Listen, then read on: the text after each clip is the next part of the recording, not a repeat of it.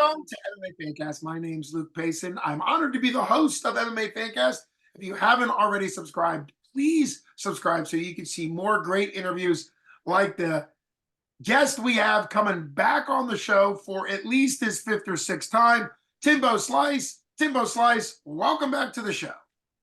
Thank you very much. Happy to be on the show once again. You are not only a staple on MMA Fancast, which I'm very grateful that you come on. You're a staple for 247 Fighting Championships. You're on the show today because it was just announced a couple hours ago on the 247 Combat Sports Combat Show that you're going to be fighting at Brawl in the Berg 20. And even though you're from Michigan, which some people forget that you're from Michigan, you live in Michigan the entire time you've been fighting for 247.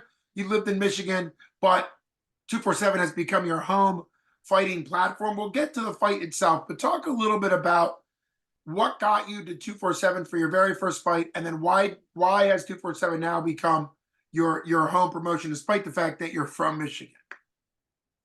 So before I even got my debut fight, I was asking around like who to fight for, who to go train with, stuff like that, who to talk to get a fight. And there was a bunch of answers. Talked to a bunch of different promoters. Some were like, yeah, I'll let you know, or yeah, we'll keep in touch. Some would have something, but would never message me back afterwards, which I get it. You're very busy. You've got to put on shows, especially because I started asking towards the end of the year. Most of those cards at the end of the year are already filled out. So one of my buddies had fought out in for 247, Austin Martinez, shout out. Yeah. And he was like, yeah, bro, hit them up. They're good people. They'll get you a fight, and they'll get your feet wet, whatever you want, and they'll take good care of you. And sure enough, I mean, here I am a year plus later. They've been taking good care of me. They're great people. And I mean, I just keep fighting for them because they're like, hey, we got somebody else. And I'm like, oh, heck yeah, dude, give it to me. And, it's never a disappointment to show up and see people. Like, even though I don't live around them, I don't see them every day, they're still excited to see me. There's great people out in Pennsylvania. I like to go see them fight. I watch the pay-per-views when I'm not there. So they adopted me. So Hey, we absolutely have. It's an honor to have you. But for people that don't know, that's how, and I think 247 is the best at this, obviously, because I'm biased, but good regional promotions, and 247 is a top regional promotion. You should love fighting, even though you've won some and lost some, and not all the fights go your way. You should love fighting right. for promotion, the way they treat you, the way you're welcomed. And it does become a bit of an extended family when you show up. You spend hours and hours before weigh-ins and before fights, and you end up, like you said, you end up knowing people. I know you've been on enough cards to know pros, like the first ever champ. I'm sure you're a fan of Ethan Wolverine Goss, who isn't the most handsome man in MMA. And Second to me. Second, you're the second most. I got to give it to the champ. I mean, once you get two pro belts, we could talk. But anyhow, it really is nice, right? Like a lot of people talk about the warm up, and you end up seeing the same people over and over again. And I'm of course part of that. I've gotten to know you. You were nice enough to come on, I think, the show before your first ever debut, and we've had you back a bunch after that, so it's been great. Now, you and your opponent, it was announced today that your opponent is Drew Landefeld. Both of you are coming off losses, but are advanced amateurs. You've had a lot of fights. You are, we don't know. I don't know. Ryan Middleton knows, but next week, and this is a shout out, January 24th, live on 247 Live or any of the 247 Fighting Championships platforms will be the free. So if you download the 247 Live app, you don't need a subscription for the award show, but you're up for submission of the year. It's an incredible submission. And so I won't tip my hand because I had voting ability in it, but it's very exciting that you've been nominated. And obviously you'll be watching. And what's fun about you is there is not a 247 podcast where you're not commenting. So when did you start following all that stuff? Because literally it's just Timbo Slice. They even sometimes will say, and I'm not in the podcast much, but the guys that are will say, oh, Timbo has commented, That started probably after um I mean, after the first fight, like there was 4 months until my next fight, but I kind of was like still talking to him, still in touch with him, um, just really focused on my growth more than like the connections part for that one. Mm. And it wasn't until like I got there for that fight, actually got to talk with people more, hang out with people more. Like I got there, I get most of the time I get there pretty early, like probably noon on weigh-in day. Like I'm from out of state, so you know most guys they're in town, they just show up at way, and so I'll get there pretty early, talk to everybody, and get to kind of walk around and feel the vibe of the venue and stuff. Like it doesn't have the full crowd, but still just seeing how big it is, where the cage is at, how the lights are pointing at it, saying what's up to Jesse as he's building the cage, stressing at the last minute.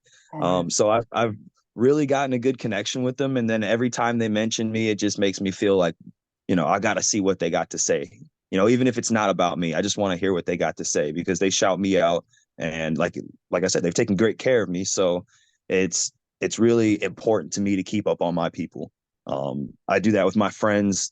I got a buddy that's got a welding business. I'll share the crap out of his welding business. I got another buddy that does tattoos.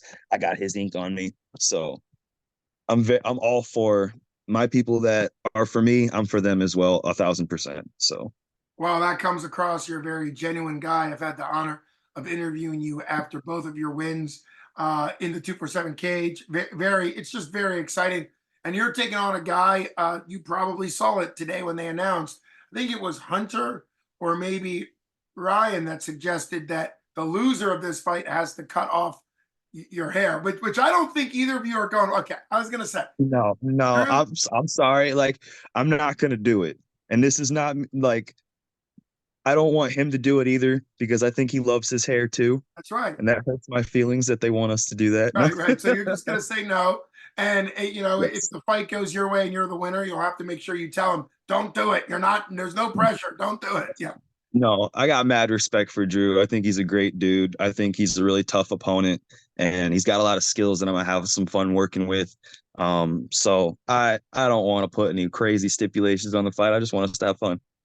Well, yeah. And that's one of the reasons why people are excited about this fight because you guys are both fan favorites. The way you fight is typically strike heavy and very comfortable, even though you've both won on the ground. You've won on the ground. He's won on the ground. Talk a little bit more about Drew. When did this fight come together? And talk a little bit more. Have you watched all of Drew's fights on the 247 Live app? Because I know you have that. Or kind of what's your experience and exposure to Drew? So with Drew, I've seen a couple of his fights. I do believe I seen one of them on the July card last year. And then I've seen like one more just because like after his fight with Logan Fink, I think it was Yeah. his most recent one, I was like, oh, this dude's really cool. I want to go see I want to see another fight. And so I think I did go buy another one of the cards. I can't remember if I did that or if someone else did for me, but I've seen another one of his fights. And then he actually grappled my cornerman slash coach slash training partner, Denny Bingaman, back in October. Um, and I'll give him props. Denny can tap me in like 20 seconds. And so, Denny's a beast no matter where it goes. Like, but definitely the grappling is, I can't find a sweeter guy to teach me. So that's nice. For Drew, they kind of came to me after my last fight and was like, hey, so do you want to be on the February card? And I was like, well, let me think about it a little bit. Kind of sore from training camp and blah, blah, blah. Like not from the fight because not too much happened in the fight, but that's besides the point. But yeah, no, I was thinking about like maybe I'll wait till April, but then they came back after I had made the post about what if I go to 145, and then everybody was like, "Yeah, do it, bro, do it." And I was thinking, I don't know yet. So they were like, "Hey, how about a catch weight?" It's like, "Ooh, okay, who?" And they said Drew, and I was like, I like Drew. I think he's kind of cool. I think he's got good skills. I think he's tough. That's going to be a fun fight. So I kind of stewed on it for a little bit and thought about it. And I was like, I think this would be a fight that would definitely like give the fight fans exactly what they want. Me and Drew are, the same size, got the same kind of mindset. Like we're in there to fight anywhere it could go. We both want finishes. We both want to just throw down and have fun. It's not necessarily like either one of us is going to play it safe or try to just, grind out a win on something boring. Like we're both gonna go in there and fight. And so once like it was signed and sealed and I sent in my signature, he sent in his signature, it just kind of came in my head. I was like, well, this is about to be fight of the year. This is gonna be too much fun. It's gonna be too much fun. But I hope the fans love it. I know Hunter, Ryan, Jim, they're all gonna love it. All the guys 247 are gonna love it.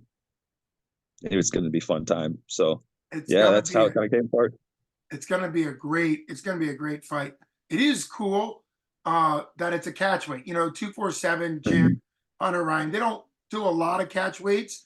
But what's cool about this one is you're such a part of the 247 team because this is your fifth fight. And you did a grappling event, Mhm. fifth fight for 247. Yes. And obviously that's part of Jim's job as a matchmaker and Hunter and Ryan is if you're considering 145 and you're a little nervous about it, you don't know how your body will react, a catch weight for that reason, where they know you always make weight, right? You're always there on time. Like you said, you come in from Michigan, go into 150 to kind of step you to give you a sense. They did that years ago with Justin the General Patton, making catch weights Yeah. for him. Of course, he's a pro fighter, but giving him the opportunity to kind of figure out where his weight needed to be. And I think that's a great opportunity. I had just done an interview with your opponent Drew, asking him about that, and he considers himself a 145er, although he has fought at 155 for 247. And so it's kind of a perfect blend. I think both of you guys at 150, it's not like one person is disadvantaged over the other. Drew has fought at 55, but mainly 45. You've only fought at 55, but you're considering 45, and this is like a halfway. So makes perfect sense Right. to me. I'm excited about it, of course. I think on the podcast, they mentioned Ethan the Wolverine Goss saying that your weight cut, as long as you do it right, should be okay, given your weight. But definitely either get somebody that's going to help you. I know, and he's connected to your most recent opponent. But Craig Perry is a guy that he's a young kid. I don't know if you know Craig, but I've heard of him. Yeah, I he's a haven't got a Pitts chance to meet him yet. yeah, he's a Pittsburgh guy, and he's been helping some local fighters with weight cuts. So hopefully you can Okay. get somebody out there to help you with weight cut, or maybe message Craig Perry. He's on Facebook and he checks it because I was just talking to him on Facebook Messenger to set up an interview because he's fighting that night. So obviously, but let's talk just a little bit. You're coming off a loss. You made it. It was your first advanced amateur. No, it was not an advanced amateur Right. fight. That's right. That was something that you had given up the opportunity to be a advanced amateur fight to take the fight versus Cowboy Eddie because somebody had fallen through. A lot happened. And Yes. then, but now this will be an advanced amateur fight. And what do you think you've gotten better at or learned from the Cowboy fight? Definitely like I've regained confidence in my hands. I got a chance to strike a little bit more. Um, Whereas in like the previous two matches, guys kind of like saw the weaknesses in my grappling and went for that mostly. Solid game plan because I mean, kind of suck at wrestling. No shame in my game, but I can hit hard and I can take a hit. So, all the talk that I had heard from Eddie's teammates, like I expected a little bit more striking, but um, when you get hit by somebody and then you smile at them, they don't typically want to hit you again. And so, eventually it went from us standing to us wrestling. And I did make a little stupid comment on Facebook about I hope he's ready to wrestle, but that was a reference to something and it kind of backfired on me. So Well, hey. yeah, one of those learning process was if it's wrestling, don't joke about it because you're not good enough to joke about it. Yeah, there you go. There you go. Yep. Well, it's interesting you bring up smiling when you get hit. I've watched all of your fights for 247 Big Cage Side. It's an honor. What's interesting is Drew, in the interview I just did with him, it's up and posted. He actually mentions you smiling when you get hit, and so it's kind of cool. You guys have kindred spirits in the sense of what you guys like in Yeah. fighting. Because he was talking about how that's one of the reasons why he wants to fight you because you smile when you get hit. You clearly want to bang, and like you pointed out, not many opponents are okay with that. When an opponent is, yeah, I think of Cowboy Cerrone and some of the other strikers in the UFC over the years where they're known to be like, yeah, if you're gonna hit me, you're gonna hit me, like, and Yes. it does. Oh, Clay the Carpenter Guida, if you go Oh, way Clay back Guida. Oh with my the fit when God. he'd have Yes. the hair and the blood in his, and he would just be like, come on, Yes. oh my goodness. Yeah. I So love Clay. yeah, absolutely. So it is very cool. Now, I want to let you know if you haven't watched the interview that Drew did, that he did give an official prediction. I threw it out there. Hey, you want to make a prediction? He did. His official prediction is second round TKO is Okay. his official prediction. So you knowing that, and of course it's an advanced amateur, so it's 3 3-minute rounds, and that does stretch out. You fought that length when you beat Cliff Richard with potential submission of the year submission, right? So you fought the longer rounds. And so first talk about like what advanced amateur means now that you'll be able to do it in Pennsylvania, and then also make a prediction if you're comfortable. If you don't want to, of course, you don't have to. Well, so with the ground and pound and with the, advanced amateur rules, no shin pads makes it a lot easier for me to use my legs and my Yeah. grappling, makes it a lot easier to maneuver on the ground. Those things are really slippery or they get caught, either one. It's either I can't keep my feet together or I can't get my knee past because it's caught on the shin pad. So that kind of sucked. Won't have to deal with that. With the ground and pound, there was a lot of moments in the fight with Eddie where he could have landed ground and pound, but I could have also punched back, Yeah. and that's something that, I throw punches from anywhere. If I can punch you, I'm going to punch you. If I can kick you, unfortunately, I can't kick to the head. So there's not much I can do there, but I'm fighting the whole time. And so with the ground and pound, being able to strike to the head on the ground, like it's not just going to be one sided per se. Like, of course, I'll be at a disadvantage if I'm on my back, but at least I'll be able to do a little bit more, work a little bit more, and also be able to work a little bit better on getting up or changing positions, Mm, sweeping, whatever, when, he goes for the head. yeah. That was something I was able to do against Cliff, was to keep him kind of rocking on top of me so that he had to wrap my head, and I was able to get the trap and roll, get up. So just with these advanced amateur rules, it just opens up a little bit more of what I can do. Of course, it opens it up for him as well. It opens it up against me, but I like to get hit, so it ain't no problem to me. It just no shin pads. That's the only way I think of it, because I feel like that was the only thing that really sucked. Yeah. Well, Getting hit in the that's face is no problem. that's all really good that you've been in. I mean, Ohio basically is advanced amateurs, right? It's very similar to what we Yes. call advanced amateurs. So it gave you a nice taste. And I do think it doesn't happen much, but there have been fighters at the highest level that use striking from the bottom, up strikes or whatever you want to call them. And while Yes. you're still at a disadvantage to be off your back, a lot of times when an opponent is striking down, they forget their defense, right? Because most of the Mhm. time when you're practicing ground striking, you're using a dummy. And of course, that's the right way to do it. You don't need to beat up a human. So typically, you throw a heavy bag or even like a punching dummy that has arms and legs, throw on the ground and you beat the crap out of it. And that's all great. But a lot of times, people's technique defensively, they stop hiding their head. They stop doing the stuff that you would do. They stop defending. And you don't need to punch a human on the ground to learn that. But to be aware of it. It's just like somebody that Mhm. doesn't know how to slip punches, then once they know how, you still have to have defense when you're striking on the ground. Super cool that you've already been there. I'm pretty sure this is going to be Drew's first time with advanced amateur. So it's kind of going to be cool how you do in your second advanced amateur fight and he in his first. What are your thoughts as far as a prediction goes, knowing what he predicted about you? I'm just gonna match him to second round TKO. That just tells me, hey, Hey, he's thinking the same as me, and that's why I love him.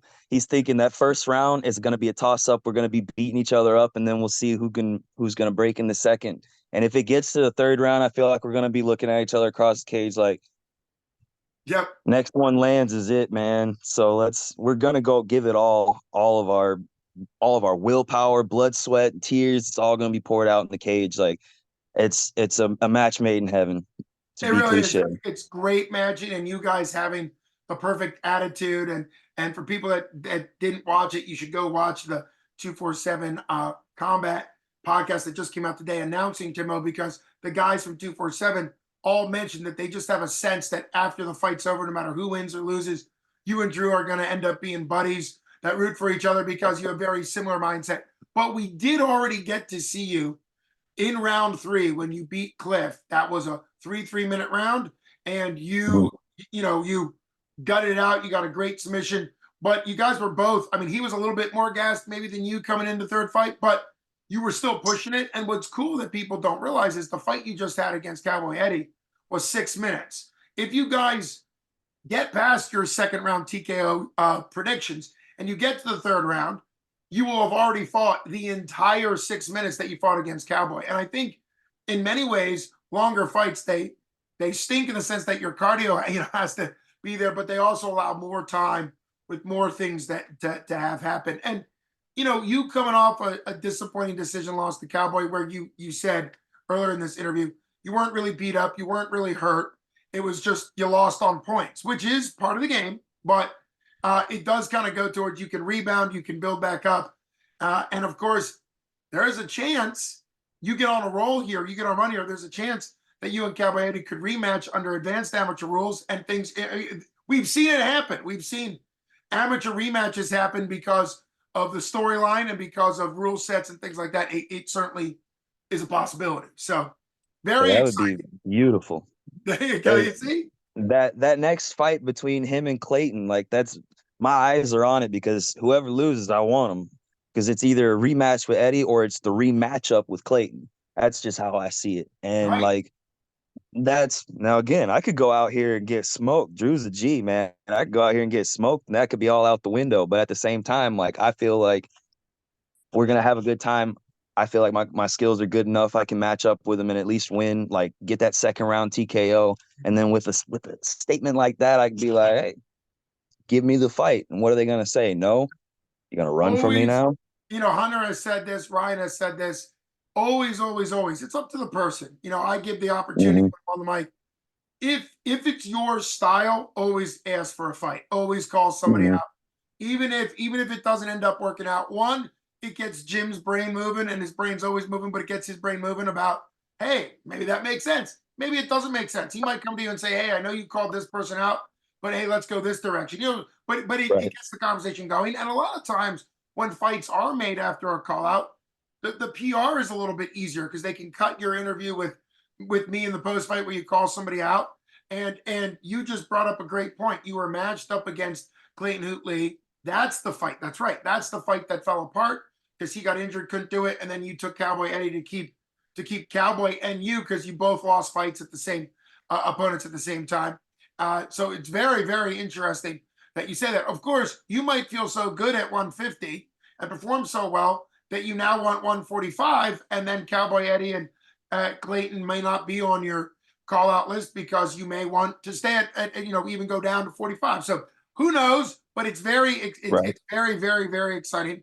And just because we've talked about 247 Live app a couple times, Ryan gave it a shout out today for people to remember that it's a monthly subscription. So you can either use 247 Live app to pay pay-per-views, which I think you have done, but somebody like Yes. you and me, it's actually better to do because it's $90 for the year. So what is that, like $7 a month or whatever it ends up being a month? It's $90 for the year. And in that entire year subscription, you get every pay-per-view they do, which like, yeah, two or three, I think it's 2 or 3 pay-per-views, you'd have your money back just there. So And I don't know if you know, but I mean, they've already got 2 scheduled for the first 4 months of the year. Imagine the rest of the and year it's when they more get the than rest of that. the venue. And I think you know this, the venue, right? This is the big Oh news. yeah. You're Oh yeah. excited. Could we Yes. see what they've already announced that there's some secret stuff that I don't even know about with the venue. But one thing they've announced several times is Muay Thai, that they're going to do some Oh, Muay Thai dude. standalone. Yeah. So is that Ooh. something? Actually, what's interesting is Drew had attempted to take some standalone Muay Thai fights that ended up not working out with a different promotion. So there's obviously some guys in the MMA world that would love to do Muay Thai. So that's something they've already announced. They haven't given us a date or time, but there will be Mhm. standalone Muay Thai events. There obviously will be standalone grappling events. They've already done that. So Yeah. what are your thoughts on? So that's another thing to keep in mind. As long as it's a 247 pay-per-view of any type It will be free on the 247 Live app if you pay the monthly subscription. That'll actually save you from having to buy 6, 7, 8 pay-per-views. The only thing that we do have to be clear about, because Ryan made it clear, is the venue is so big that if they host an event that's not 247, a different wrestling tournament or whatever, if they hold an Mhm. event that's not 247, then that'll be a separate, that won't be part of the 247. But the 247 Live app for the monthly subscription, whatever that is, check it out, does cover any 247 event, whether it be MMA, Muay Thai, grappling, or anything else that they do, So very cool. But Right. to wrap this up, would you, because you've done standalone grappling, I see it right there. You grappled at Sprawlenberg too. Would you prefer to do standalone grappling in the cage like you did in Sprawl, or standalone Muay Thai in the cage? Well, I kind of suck at grappling compared to some of these other guys, Oh, Muay Thai it especially is. Pennsylvania. Especially Pennsylvania with all those wrestlers. They're really good. Yeah, I think I'll take the Muay Thai. Well, and you're known as a striker, so Muay Thai Yes. would be right up. And typically, traditionally, Muay Thai, just like kickboxing or boxing, is done in a boxing ring where there's rings and not a cage, just like BJJ Right. is typically traditionally done on an open mat like wrestling. And so the MMA confines change it. It changes the Muay Thai a little bit because you're going Oh to get yeah. more into the MMA situations where you're up against the cage. So there's a lot of MMA tie over. And just like we know that there have been some grapplers that have gotten on Sprawl on the Bird cards because they wanted to experience to see if they want to go up to MMA, right? So they get in a cage, Right. they do their grappling, but they end up having to deal with the cage and maybe wall walking over or having to defend against a heavy hip or whatever it ends up being, and that can kind of Mhm. help them with their development. So it's a super cool idea. I can't wait to see what they do with the venue. Everybody needs to go listen to that podcast on the 247 Combat app because they talk a lot about what the venue is going to have. It's going to be super, super cool. I appreciate you coming on. Anything else you want us the audience to know? Any last thoughts as we wrap up? Um, Tune in February 24th to see the Battle of the Felds, the Battle of the Hair, the Test of Chins, with two crazy maniacs going in there and beating the hell out of each other. You're not going to want to miss it. And if you do miss it, you're going to hear about it and you're going to regret it. So that's That all I got is to say. that is true. Thanks again to Timbo Slice for coming on the show. It's always fantastic having a Michiganian on the show. So thanks so much. This is Luke Yes, Basin sir. Fancast with Timbo Slice, one half of the Test of the Chins, which I love that name, against Drew. And that's going to be February 24th, Brawlenberg 20 for 247 Fighting Championships. Thanks so much, sir. Thank you. Thank you. Have a You good one, got Luke. it, sir. You got it.